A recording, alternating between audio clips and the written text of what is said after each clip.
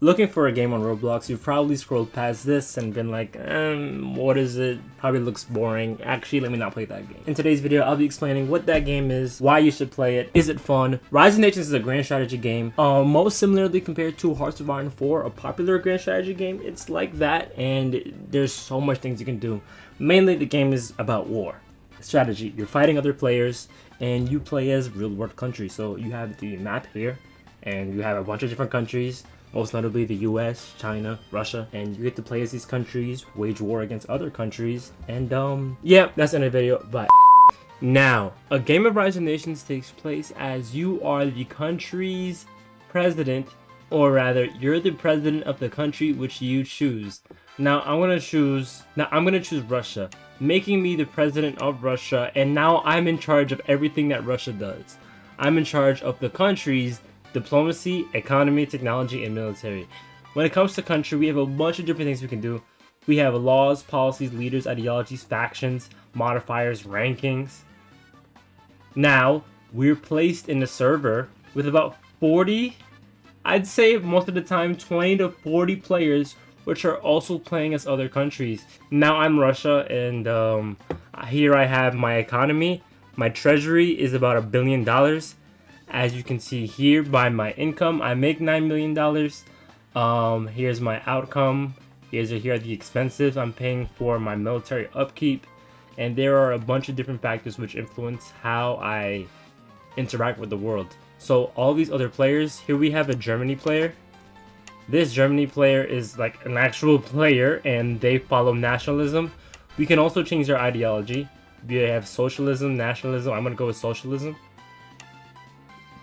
And here are the main or most important factors in the game, which are going to be your stability, your political power, war exhaustion, and corruption. And we don't have that anymore. We have technology, which basically, I wouldn't say basically, it's a very complex, an intricate part of the game, which allows you to upgrade different factors of your nation or your military. So we have tanks here, and what I can do, I can upgrade my tanks is mobility, firepower, and armor. So we can use the research points that we gain here, other qualities. We can also do the same thing for economy. We can boost our tax collection. So we make an income of 9 million. We tax collection 2. Now we make 10 million. We can increase our research. So our research point rate is 2.9. And we can increase that by pressing these two buttons over here, going from 2.9 to 3.5. Now, when it comes to diplomacy, I'll show you a pretty cool factor that I like a lot about this game, which is how you can interact with other countries. Now, we have something here, which is the USA asking for an alliance. We can say yes, and now we can see or view the USA's units. So we know the USA has tanks, and we know the USA has battleships, 4 battleships exactly. Now this game is all about expanding your country into different territories. So as you see here, United Kingdom has large parts of North Africa, like Libya, Tunisia, and Egypt has the Levant region, which is Israel, Palestine, Lebanon, Jordan, Syria. I almost forgot what country that was for a second. And you could pretty much grow an empire. So what you're witnessing here is what you call a foreign war. Japan and North Korea, I believe, are at war with China. So you see Japan taking over Chinese cities, and you see North Korea taking over Chinese cities. What you also see here is China falling apart, which means certain provinces are declaring independence. So now Zhengzhou is now an independent state that broke off from China, which is an AI country.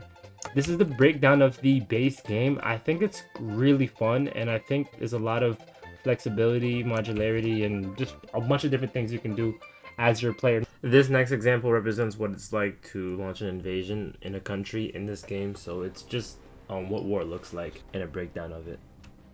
So let's get all our tanks in position. So here you see these are the Polish troops. They have a flag above them. These are my troops, the one that have the German flag next to them. And let's start to declare war. Conquest. We're not at war with Poland. Now let's auto capture. And here's exactly what an invasion looks like in game. You see me defeating their troops, the ones that are now highlighted red.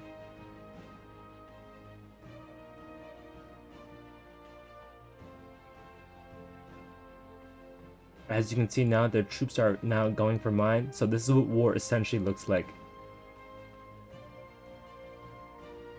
This is me breaking their entire front line, going for essential cities, defeating their troops. As you see, a lot of their units have already disappeared. That's them recapturing one of their cities. And this is me going for Warsaw, their capital. I can individually move troops like this. Like I'm sending this amount of tanks. I'm sending 700 tanks to intercept those troops over here.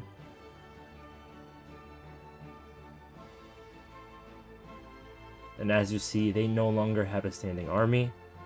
And I continue to capture the rest of the country.